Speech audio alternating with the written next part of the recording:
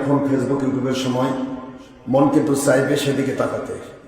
দয়া করে রমজান মুবারকে কমের পক্ষে দিনের বেলা কেউ ফেসবুক ইউটিউব চালাবেন না। এটা আপনাদের মুর্শিদ কিবলার পক্ষ থেকে মুর্শিদ কিবলা হিসেবে মুরিদের উপর আদেশ, মুর্শিদ কিবলা হিসেবে মুরিদের উপর আদেশ, আর মুসল্লিদের উপরে অনুরোধ, মেহরবানি করে দিনের বেলা ফেসবুক ইউটিউব চালাবেন না। রোজার গতি থাকবে না।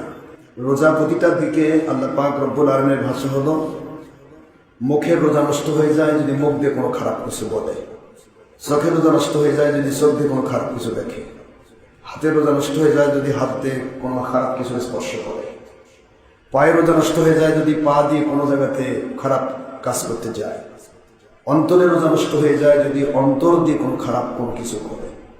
এক কথায় একটা মানুষ রোজা সারাদিন রাখে কিন্তু পরে গিয়ে দেখা যায় সে পরিপূর্ণ শুধু না খেয়েই থেকেছে কিন্তু সে রোজার মর্যাদা পায় না।